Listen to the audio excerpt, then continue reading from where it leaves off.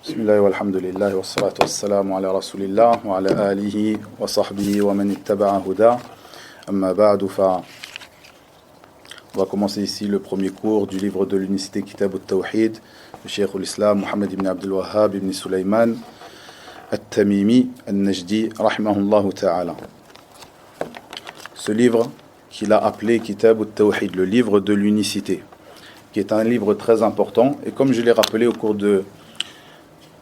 précédent, le cours de dimanche, ce n'est pas une invention de ce grand savant Mohammed ibn Abdul Wahhab d'appeler un livre selon ce nom ou selon ce titre, le livre de l'unicité plutôt. Il a dans cela des prédécesseurs parmi les grands imams de l'islam. Parmi eux, l'imam al-Bukhari, Mohammed ibn Ismaïl ibn Ibrahim al-Bukhari, l'auteur de As-Sahih, de l'authentique, rahimahullah ta'ala, qui est décédé en 256 de l'Hégire, rahimahullah azza wa jal, qui lui-même dans son livre, le recueil authentique As-Sahih, a terminé ce livre, a clôturé ce livre par le chapitre de At-Tawhid, Kitab al-Tawhid. De même, l'imam Ibn Khuzayma, de même l'imam Ibn Mandah, et autres que eux, parmi les grands imams de l'islam qui avaient l'habitude d'écrire des épîtres qu'ils appelaient At-Tawhid. Et lorsque les innovations liées à la croyance en Allah tabaraka wa ta'ala, et en particulier ses noms et attributs, Azza wa Jal, étaient répandus à leur époque, ces livres qu'ils appelaient Kitab al-Tawhid, le livre de l'unicité, traitaient en particulier de cette sorte d'unicité qui est le Tawhid dans les noms, l'unicité dans les noms et attributs d'Allah tabaraka wa ta'ala, Tawhidu al-Asma'i wa sifat. À l'inverse de Cheikh al-Islam Mohammed ibn Abdul Wahhab, qui est mort, comme vous le savez, en 1206, à son époque, où les innovations et les shirkiyat, donc le polythéisme, étaient répandus, en particulier, qui étaient répandus donc dans le monde musulman en général, et à son niveau, en particulier dans la péninsule arabique.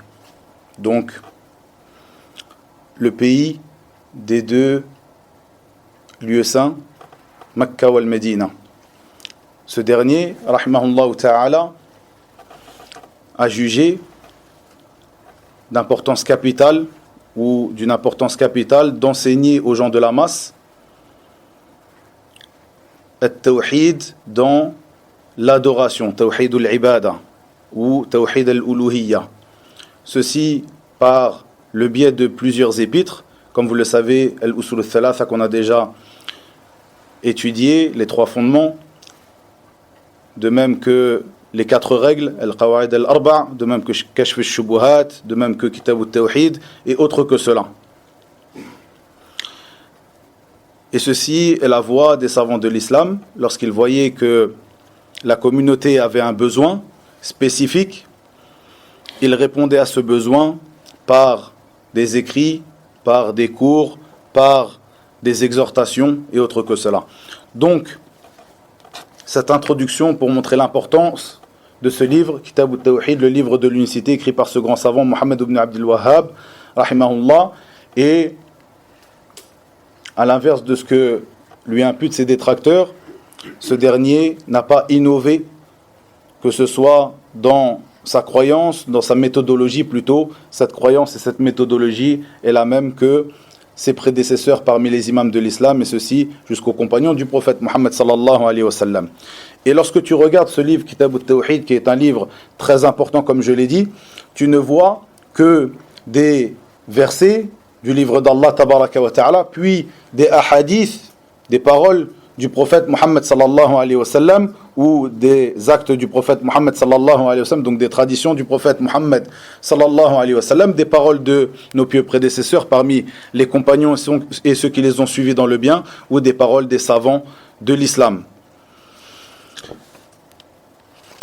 Kitab al-Tawhid est un livre qui, depuis qu'il a été écrit, profite d'une attention particulière des savants de l'islam, C'est-à-dire que beaucoup d'entre eux l'ont expliqué, et ceci de différentes manières. Soit l'ont expliqué largement dans des épîtres longs, comme ceci est le cas lorsque nous parlons du premier sharh, de la première explication de ce livre, qui est une explication qui a été faite par le petit-fils de Cheikh al-Islam Mohammed ibn Abdul Wahhab, qui est Cheikh Sulaiman ibn Abdullah ibn Muhammad ibn Abdul Wahhab, qui s'appelle Taysir al-Aziz al-Hamid, qui est le premier sharh et qui est le sharh le plus complet et le plus important des explications qui ont été faites de ce livre. Puis son cousin, un autre des petits-fils de Cheikh al-Islam Mohammed ibn Abdul Wahhab, qui bien sûr étaient tous deux, que ce soit Cheikh Sulaiman ou son cousin, donc Cheikh Abdurrahman ibn Hassan ibn Muhammad ibn Abdul Wahhab, tous deux étaient des savants. Ce dernier a expliqué aussi Kitab al-Tawhid et a résumé en quelque sorte le sharh, l'explication de son cousin, Cheikh Sulaiman. Puis les savants se sont succédés dans l'explication de ce livre, ce qui montre son importance. Lorsque tu vois un livre parmi les livres des savants qui a beaucoup d'explications, beaucoup de shuruh, eh bien, ceci montre l'importance de ce livre et le fait que ce livre a été accepté par les savants de la communauté. Ceci montre l'importance qu'ils lui ont donnée et l'importance que nous devons de donner à ce livre, comme nous allons le faire ici, donc en se rappelant, en lisant ce livre et en l'expliquant vraiment très brièvement. Ici donc dans ce livre, donc comme je l'ai dit, les savants l'ont expliqué, certains de manière vraiment large et certains de manière très résumée. Ici on va simplement lire les portes, les chapitres de ce livre ensemble pour se rappeler ce que ce livre contient parmi les versets du livre d'Allah tabaraka wa ta'ala et les hadiths du prophète sallallahu alayhi wa sallam, et je ferai un léger commentaire, un très bref commentaire de ce livre. Donc il dit ici rahimahullah ta'ala, bismillahir rahmanir rahim. On trouve que dans certains exemplaires du livre, le livre ne commence pas par al-basmala. Puis il dit Kitab al-Tawhid. On trouve que dans certains exemplaires aussi, il ne dit pas Kitab al-Tawhid, donc le livre de l'unicité. Je le lis en arabe et après je vous lis la traduction, une traduction que j'ai faite moi-même. Donc les versets bien sûr sont pris de la traduction que vous connaissez, qui est une traduction qui est agréée par le complexe du roi Fahd. Et le reste, c'est un effort de traduction de ma part. Il dit rahimahullah ta'ala كتاب التوحيد وقول الله تعالى وما خلقت الجن والإنس إلا ليعبدون وقوله ولقد بعثنا في كل أمة رسولا أن يعبدوا الله واجتنبوا الطاغوت وقوله وقضى ربك ألا تعبدوا إلا إياه وبالوالدين إحسانا وقوله واعبدوا الله ولا تشركوا به شيئا وقوله قل تعالوا أتل ما حرم ربكم عليكم ألا تشركوا به شيئا وقال ابن مسعود رضي الله عنه من أراد أن ينظر إلى وصية محمد صلى الله عليه وسلم التي عليها خاتمه فليقرأ قل تعالوا أتل ما حرم ربكم عليكم إلى قوله وأن هذا صراطي مستقيما الآية. وعن معاذ بن جبل رضي الله عنه أنه قال كنت رديف النبي صلى الله عليه وسلم على حمار فقال لي يا معاذ أتدري ما حق الله على العباد وما حق العباد على الله فقلت الله ورسوله أعلم قال فإن حق الله على العباد أن يعبدوه ولا يشركوا به شيئا وحق العباد على الله ألا يعذب من لا يشرك به شيئا فقلت يا رسول الله أفلا أبشر الناس قال لا تبشرهم فيتكلوا أخرجاه في الصحيحين. Dans le sens approximatif de ces paroles, rahimahullahu ta'ala, il dit le livre de l'unicité, donc Kitab al-Tawhid, après al-Basmala, Bismillahir Rahmanir Rahim, le livre de l'unicité.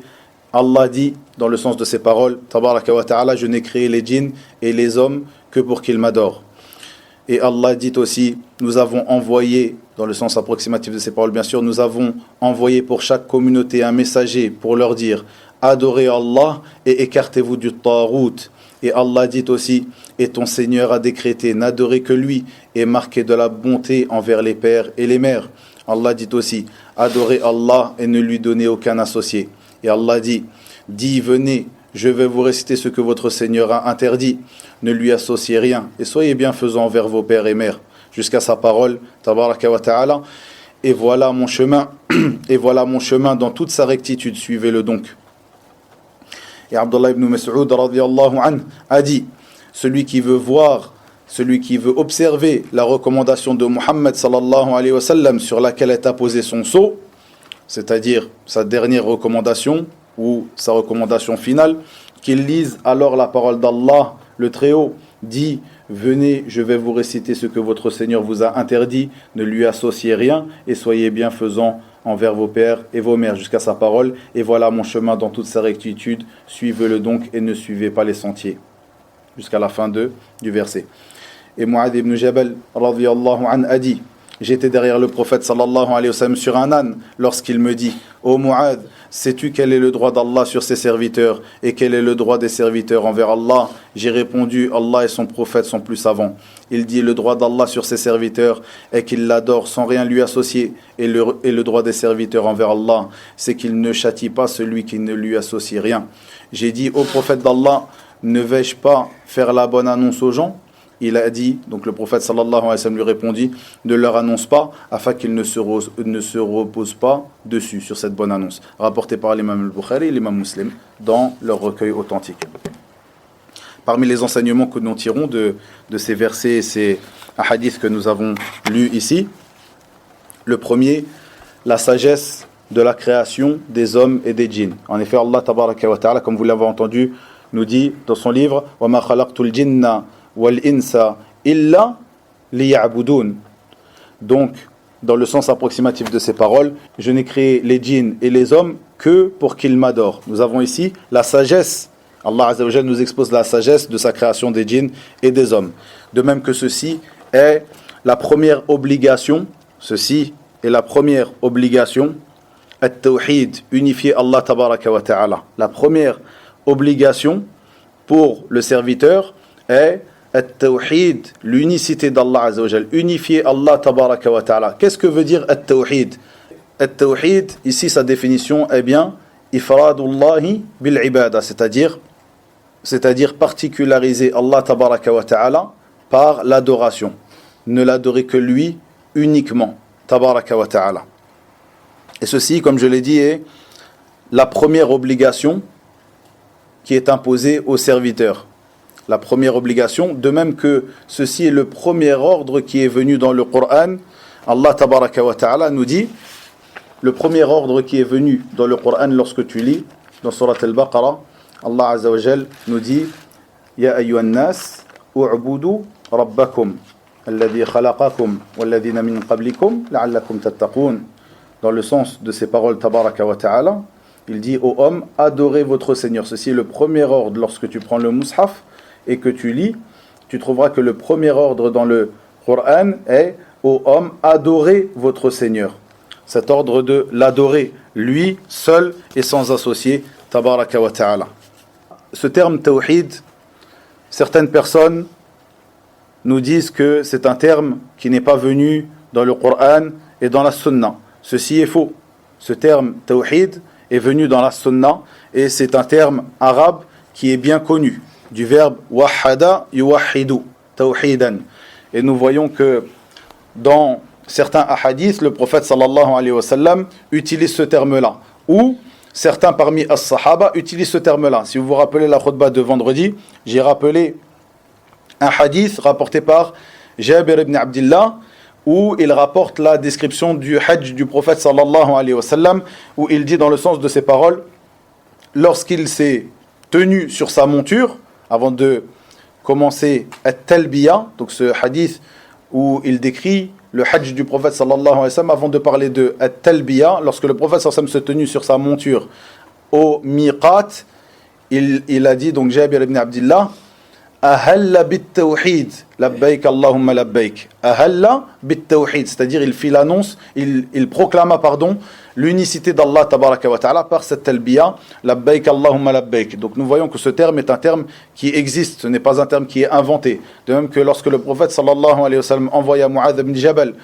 au Yémen, comme nous allons le voir dans les prochains hadiths, lorsqu'il envoya Mu'adh ibn Jabal au Yémen, il lui dit dans certaines versions que la première chose à laquelle tu les appelles, qu'ils unifient Allah tabaraka wa ta'ala. Dans certaines versions, la ilaha illallah. Et dans certaines versions, qu'ils adorent Allah. Donc il dit, Ya Mu'adh, innaka taqdumu qawma ahli kitab, falyakun awwala ma tad'uhum ilayhi an yuwahhidu Allah. Dans certaines versions, qu'ils unifient Allah, an yuwahhidu Allah. Et dans certaines versions, la ilaha illallah. Dans certaines versions, an ya'budullah. Donc nous voyons que ceci est un terme qui est utilisé at-tawhid, car certaines personnes nous disent que c'est un terme qui n'existe pas et vous rabâchez ce terme à longueur de journée alors que c'est quelque chose qui n'est jamais apparu dans les textes, et ceci est faux. Parmi les enseignements que nous tirons de ce que nous avons lu ici, la sagesse de l'envoi des messagers. La sagesse de l'envoi des messagers, ceci dans sa parole, tabaraka wa ta'ala, dans le sens de ces paroles. Nous avons envoyé pour chaque communauté un messager pour leur dire adorez Allah et écartez-vous du tarout. Donc la sagesse de l'envoi des messagers, l'appel à l'unicité d'Allah, au monothéisme, de même que de s'écarter du polythéisme. Donc il ne suffit pas qu'une personne appelle s'il veut suivre la voie des prophètes et des messagers, et ceci est la prédication bonne et juste, le suivi de la voie des meilleurs des hommes, ceux qui ont été envoyés par Allah tabaraka wa ta'ala. Il ne suffit pas d'appeler uniquement à la vérité, au vrai, au tawhid. Il se doit aussi de mettre en garde contre le faux, car l'ensemble des prophètes et messagers ont été envoyés avec at-tawhid, la vérité, de même que islah al-aqaid, c'est-à-dire réformer les croyances des gens. Donc mettre en garde contre eux, al-shirk, le polythéisme. De même, nous voyons dans ce verset que les messages envoyés par Allah tabaraka wa ta'ala, ou le message envoyé par Allah tabaraka wa ta'ala, car en effet la religion des prophètes est unique, comme il est venu dans plusieurs hadiths où le prophète sallallahu alayhi wa sallam nous dit que les prophètes sont des frères de père, leurs mères sont différentes, mais leur religion est unique. Leur religion est bien l'adoration d'Allah tabaraka wa ta'ala seul et sans associer, bien l'islam, la soumission à Allah tabaraka wa ta'ala. Nous voyons aussi donc dans ce verset que l'ensemble des messages ont été, ou que le message d'Allah tabaraka wa ta'ala a été envoyé à l'ensemble des communautés. En effet, dans le verset, Allah azza wa jal nous dit وَلَقَدْ بَعَثْنَا فِي كُلِّ أُمَّةٍ رَسُولًا أَنْ يَعْبُدُوا اللَّهَ وَاجْتَنِبُوا الطَّاغُوتَ. Nous avons envoyé pour chaque communauté un messager pour leur dire adorez Allah, écartez-vous du taghut. De même, parmi ces bénéfices que nous retirons de ces versets, de ce verset en particulier, comme il le dit ici chez l'Islam Mohammed ibn Abdul Wahhab dans Al-Masail, il dit la grande affaire, l'affaire très importante, le fait que l'adoration d'Allah ne peut être juste ou ne peut arriver de manière juste et correcte que par la mécréance en at-taghut, que en mécroyant au taghut. En effet, ici dans le verset, Allah Azza wa Jal nous dit qu'il a envoyé à chaque communauté un messager leur disant adorez Allah et mécroyez au taghut. Et le taghut, ce terme-là, nous l'avons déjà expliqué par le passé, nous allons l'expliquer dans notre étude du livre, Inch'Allah ta'ala. Et ceci est le sens de la parole d'Allah tabaraka wa ta'ala. فَمَنْ يَكْفُرْ بِالطَّاغُوتِ وَيُؤْمِنْ بِاللَّهِ فَقَدْ اسْتَمْسَكَ بِالْعُرْوَةِ الْوُثْقَى. Dans le sens approximatif de ces paroles, et celui qui mécroit au taghut et croit en Allah, c'est certes cramponné à l'anse la plus solide. Ceci est le sens de La ilaha illallah. De même, nous retirons comme bénéfice de ce que nous avons lu ici, l'importance qu'il y a dans les recommandations qui ont été faites par notre Seigneur Tabaraka wa Ta'ala dans ces versets que nous avons lus, qui sont des recommandations différentes dans certains de ces versets, donc certains versets de Surat An-Nisa que nous avons lus, certains versets de Surat Al-Isra, certains versets de Surat Al-An'am, mais tous ces versets que nous avons lus contiennent des recommandations de notre Seigneur Tabaraka wa Ta'ala qui ont, pour l'ensemble d'entre elles, commencé par l'ordre de n'adorer qu'Allah Tabaraka wa Ta'ala seul et sans associé. Et pour certains de ces versets, ont commencé par cet ordre-là et ont été clôturés par cet ordre-là. Nous voyons que les 3 versets de Surat Al-An'am, qui étaient connus chez nos pieux prédécesseurs comme étant les versets des 10 recommandations, où Allah Tabaraka wa Ta'ala nous dit, Azza wa Jal, قُلْ تَعَالَوْا أَتْلُ مَا حَرَّمَ رَبُّكُمْ عَلَيْكُمْ أَلَّا تُشْرِكُوا بِهِ شَيْئًا. Donc il commença ces recommandations, ces 10 recommandations, par sa parole Tabaraka wa Ta'ala, dit, venez, je vais vous réciter ce que votre Seigneur vous a interdit. Il commença par, ne lui associez rien, puis, et soyez bienfaisants envers vos pères et vos mères, puis le reste de ces 10 recommandations. De même, dans ces autres versets qui ont été évoqués ici, ce verset de Surat Al-Isra, où il y a 18 points ou 18 recommandations qu'Allah Tabaraka wa Ta'ala évoqua, qui commença par l'ordre de n'adorer ou l'ordre d'adorer Allah Tabaraka wa Ta'ala, de ne pas lui donner d'associés, et qui termina aussi par cet ordre-là. Donc je vous récite ici ces 2 versets. Il dit Tabaraka wa Ta'ala, n'assigne point à Allah d'autres divinités, sinon tu te trouveras méprisé et abandonné.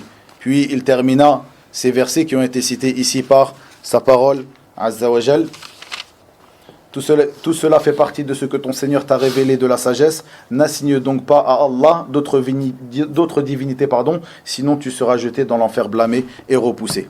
De même que ces recommandations de Surat An-Nisa, où il y a 10 recommandations, où Allah Tabaraka wa Ta'ala commence sa parole en disant Wa'abudullaha wa la tushriku bihi shay'a. Puis il recommanda la bonté envers les parents, envers les voisins, et autre que cela parmi ces 10 droits. Donc ce verset qui est connu comme le verset des 10 droits de Surat An-Nisa. Et nous avons dit que At-Tawhid, qui est le fait de n'adorer qu'Allah Tabaraka wa Ta'ala seul et sans associé, est la première des obligations pour tout serviteur. Et à l'inverse de cela, à l'inverse de At-Tawhid, nous avons Ash-Shirk, qui est son opposé, qui revient à donner des associés à Allah Tabaraka wa Ta'ala, à donner des associés dans ce qui est propre à Allah Tabaraka wa Ta'ala. Ici, nous parlons de son adoration en premier lieu, Azza wa Jal. Nous voyons aussi parmi ces bénéfices que nous retirons de ce que nous avons lu ici, l'autorisation de cacher une partie de la science.